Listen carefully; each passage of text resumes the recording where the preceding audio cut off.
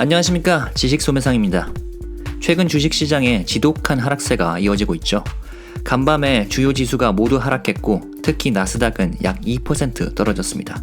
기술주, 성장주를 안 가리고 수많은 종목들이 맥을 못 추는 가운데 떡하니 상승한 종목이 있으니 바로 에브비입니다. 미국 제약회사죠. 물론 시장에 존재하는 종목은 많으니 하락장에도 오르는 주식은 있기 마련인데 에브비가 어떤 호재로 인해서 급등한 거냐, 또 그런 것도 아닙니다. 지난 6개월간 40% 이상 상승 중이죠. 한국 투자자들이 좋아하는 TQQQ 차트가 보여주듯이 성장주가 특히 힘을 못 쓰고 있는 최근 몇 달간 조용하지만 무섭게 우상향 중입니다. 사실 에브비는 동종업계에서도 수익률이 좋은 주식으로 알려져 있는데요.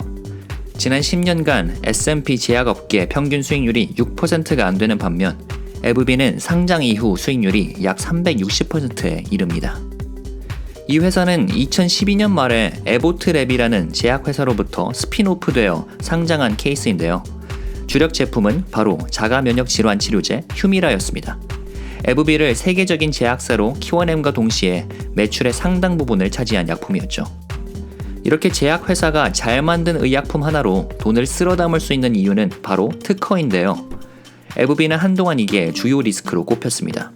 특허가 만료되면 바이오 시밀러들이 등장해서 시장 점유율을 뺏을 수 있으니까요. 실제로 휴미라의 유럽 특허가 2018년에 만료됐고 미국 내 특허는 2023년에 만료될 예정입니다. 그 결과 회사의 장기 전망에 대한 회의적인 시각이 꽤나 존재했고 때문에 한동안 주가가 횡보하는 시기가 있었죠. 그러나 에브비는 막대한 현금을 바탕으로 휴미라 외에도 여러 약품을 개발하거나 사들여 굳건한 파이프라인을 구축했습니다. 이 중 이미 두각을 보이고 있는 약품을 꼽아보자면 면역 질환 쪽에서는 스카이리즈와 림버크, 항암제 중에서는 베네토클락스와 얀센과 공동 개발한 임브루비카, 그리고 미용 쪽에는 보톡스가 있습니다. 네, 흔히 말하는 그 보톡스가 맞습니다. 보톡스를 개발한 엘러간이라는 회사를 2019년에 인수해 파이프라인에 추가한 녀석이죠. 사실 엘러간에 대한 인수는 당시 투자자들 사이에서 딱히 반응이 좋지 않았는데 엘러간은 인수 당시 연 160억 달러라는 매출을 기록하고 미용뿐만 아니라 아이케어, 소화 관련 분야에서 매출 흐름을 발생시키면서 에브비에게 꼭 필요했던 포트폴리오 다각화와 막대한 현금 창출을 이뤄냈다고 평가받고 있습니다. 이 같은 의약품 라인업에 힘입어 에브비는 작년에 훌륭한 실적을 거뒀는데요. 2021년 총 매출은 약 560억 달러로 전년도 대비 20% 넘게 상승했고 주당 순이익, 즉 EPS는 12.7달러를 기록했습니다. 돈을 정말 잘 벌고 있는 회사죠. 주 종목인 면역학 사업의 4분기 매출은 전년도 대비 약 13% 상승했는데요. 특허가 만료되고 있는 휴미라의 경우 매출 증가율이 3.5%에 불과한 반면 스카이리즈와 림버크의 매출은 전년도 대비 약 70%, 84% 상승하며 기대감을 불러일으켰습니다. 절대값으로 보자면 둘이 합쳐도 아직 휴미라보다는 못하지만 스카이리즈와 림버크가 에브비의 장기적 성장의 핵심이 될 거라 평가되는 만큼 기대에 걸맞는 매출 증가율을 보이고 있습니다. CEO의 전망에 따르면 향후 두 의약품의 매출 합산이 휴미라의 최고 매출을 넘어설 거라고 하네요. 사실 림버크는 최근까지 리스크가 있었습니다. 심혈관 질환과 암 위험을 동반할 수 있다는 연구 결과 때문에 FDA가 규제를 했었죠. 바로 이 때문에 작년 9월에 주가가 급락했었는데요. 그 뒤 FDA가 건선관절염과 아토피 피부염 등 관련 분야에서 림버크를 치료제로 승인했고 리스크가 어느 정도 해소된 상태입니다. 그리고 이후 주가는 다시 상승하기 시작했죠. 요즘 에브비 관련 글에 달린 댓글을 보면 분위기가 매우 좋은 것을 확인할 수 있습니다.